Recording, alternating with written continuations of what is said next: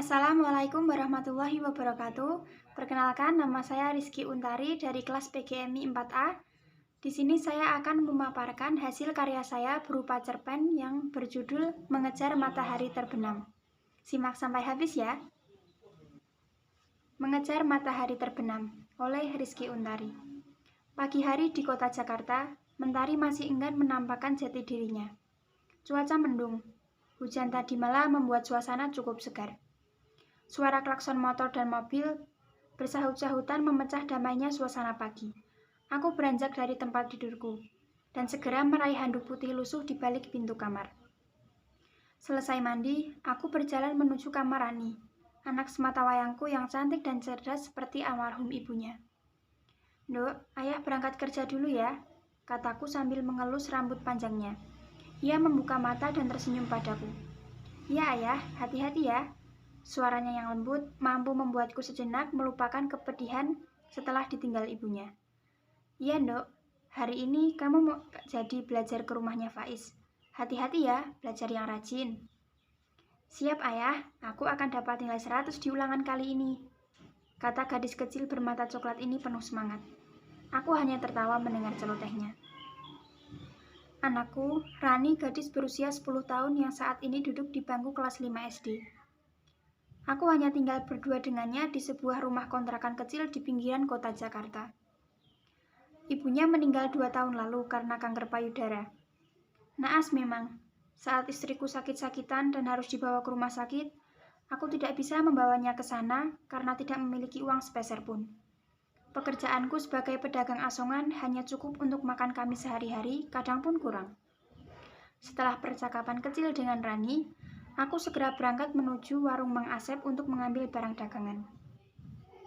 "Cepat kali kau sampai, Kus. Baiknya kau sarapan dulu," ujar Mang Asep kepadaku.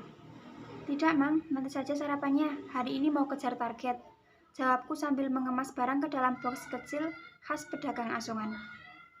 Selesai mengemas, aku segera bergegas menuju terminal bus Pulau Gadung. Namun, di tengah pandemi COVID-19, aku harus tabah dengan ditetapkannya peraturan pemerintah perihal PPKM yang melarang warganya untuk bepergian. Terminal sepi, hanya beberapa penumpang dan pedagang yang lalu lalang. Harapanku kejar target hari ini mungkin tak akan tercapai. 10.003, tisunya Pak, Bu, 10.003. Suara itu bersahutan di tengah teriknya matahari Jakarta. Sudah sekitar 3 jam aku berkeliling menjajakan daganganku. Namun baru ada satu pembeli yang meminta air mineral yang kubawa. Itu pun aku tak tega meminta uang bayarnya. Pembeli itu seorang laki-laki tua, mungkin usianya sekitar 80-an. Ia menenteng keranjang berisi beberapa sisir pisang. "Mas, beli aqua 1, ujar kakek tua itu dengan suara serak dan bergetar. "Ini kek, tidak usah bayar, kakek minum saja." "Alhamdulillah, terima kasih mas." Kakek itu sudah sangat rentah, seharusnya ia menikmati masa tuanya bersama keluarga. Mungkin karena keadaan sehingga ia masih bersemangat mencari sesuap nasi di usianya yang sudah tidak muda lagi. Sesekali kubuka masker yang kukenakan untuk minum seteguk air. Aku duduk sebentar untuk istirahat di bangku panjang depan loket pembayaran tiket. Kulihat di sampingku berdiri seorang wanita tengah sibuk mencari sesuatu di dompetnya. Di saku belakang celananya terselip HP yang hampir jatuh. Aku berniat mengingatkan wanita itu, tapi kuurungkan niat baikku. Tiba-tiba aku ingat perkataan Rani beberapa waktu lalu. "Ayah, Rani butuh HP untuk sekolah daring. Rani malu setiap hari harus ke rumah Faiz untuk belajar. Lagi pula, ibunya Faiz tak pernah suka kalau Rani ada di sana." Itu permintaan pertama putriku. Ia tak pernah meminta apapun sebelumnya. Ia memahami betul keadaan ayahnya. Rasanya jahat sekali jika aku tak bisa memenuhi permintaannya. Sebenarnya tak punya HP bukan masalah besar bagi kami hingga pandemi corona melanda. Sejak tahun ajaran baru, anak-anak diharuskan belajar dari rumah menggunakan HP. Dan saat ini hal itu menjadi masalah bagi kami. Apalagi aku sudah cukup tua untuk sekedar belajar mengoperasikan HP. Jangankan mengoperasikan, hanya memegang saja mungkin aku belum pernah. Aneh memang, dulu anak sekolah tidak boleh bawa HP, sekarang sekolah harus lewat HP. Rani juga terhitung sebagai siswa cerdas di sekolahnya. Siapa tahu, kelak ia bisa menjadi dokter seperti impiannya, memiliki gaji berlimpah hingga bisa membantu keluarga kami terlepas dari jerat kemiskinan. Setidaknya itulah harapanku pada Rani. Untuk mencapai impiannya itu, ia harus rajin belajar dan lulus sekolah. Sialnya, sekarang apa-apa harus lewat HP, termasuk sekolah untuk mendengar penjelasan dari gurunya. Tanpa pikir panjang, aku menyerobot HP wanita itu dan langsung lari secepat mungkin. Berguna juga bakatku lari saat sekolah dulu. Copet! Itu Pak, pria yang pakai topi hitam. Wanita itu berteriak sekuat tenaganya, membuat orang-orang di sekitar berlari mengejarku. Aku berlari secepat Superboy tanpa memperhatikan apa yang ada di depanku.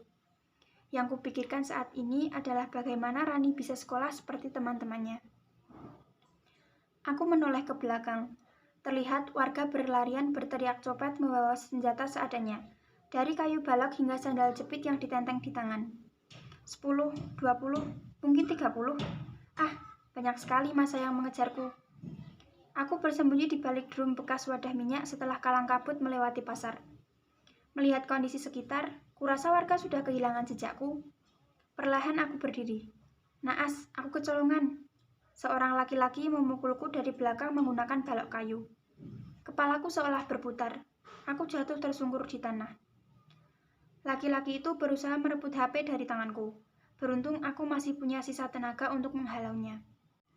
Karena terdesak, aku memukul kepalanya menggunakan box dagangan. Ia sempoyongan dan jatuh. Tanpa berkata apapun, aku segera berlari meninggalkan lelaki itu. Aku berlari lagi melewati rumah-rumah warga. Apapun yang ada di depanku, kuterjang begitu saja. Perasaan senang menghampiri diriku, membayangkan senyum manis putriku setelah tahu aku pulang membawa HP. Namun perasaan senang itu tak bertahan lama setelah tiba-tiba dua orang pria bertubuh tambun menghentikanku. Salah seorang darinya berhasil menonjok tepat di bagian hidungku.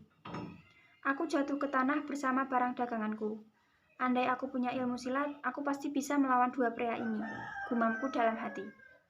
Ini dia nih, dasar pencopet, ujar beberapa warga yang kupikir telah pergi ternyata masih mencariku. Ayo, hajar saja dia.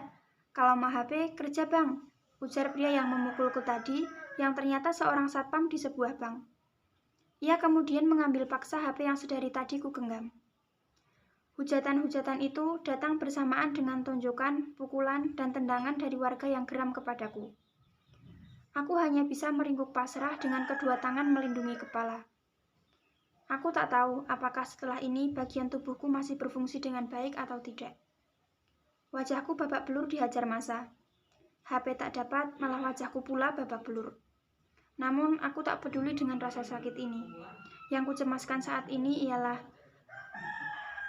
wajah polos nan ceria yang selalu memelukku setiap aku pulang kerja. Mungkin saat ini Rani tengah mondar-mandir di depan pintu rumah menunggu kepulanganku. Aku mencemaskan semua harapan dan mimpi yang kugantungkan kepadanya. Setelah melihatku meringkuk, tak berdaya dan berlumuran darah, orang-orang itu pergi begitu saja meninggalkan umpatan kasar. Tak terasa, bulir air menetes dari kelopak mataku. Aku merasa gagal sebagai seorang ayah, membawa putri kecilku ke dalam lingkaran kemiskinan yang seperti tak berujung. Bak mengejar matahari terbenam, rasanya aku tak akan pernah bisa membahagiakan putri kecilku, Rani. Cerpen mengejar matahari terbenam ini pada akhir ceritanya saya buat menggantung agar pembaca dapat menafsirkan bahkan membuat sendiri akhir ceritanya bagaimana. Nah, cerpen ini saya buat berdasarkan fenomena sosial yang mungkin saat ini banyak terjadi di kalangan masyarakat, apalagi di tengah pandemi seperti saat ini. Semuanya dilaksanakan serba online dan itu merupakan sebuah kemalangan bagi masyarakat yang berada di ekonomi menengah ke bawah.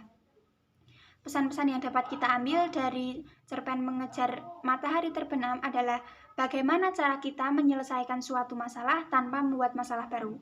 Kemudian cerpen ini juga mengajarkan arti perjuangan seorang ayah yang tanpa kenal lelah dan menghalalkan segala cara untuk membahagiakan anaknya. Tapi ini tidak dibenarkan ya. Kemudian cerpen ini juga mengajarkan kepada kita arti sebuah perjuangan untuk mengejar mimpi walaupun memiliki banyak kekurangan. Jadi seperti itu sedikit ulasan untuk cerpen karya saya yang berjudul Mengejar Matahari Terbenam. Kurang lebihnya saya mohon maaf. Semoga cerpen ini dapat menginspirasi dan juga bermanfaat bagi teman-teman semua. Saya akhiri. Wassalamualaikum warahmatullahi wabarakatuh.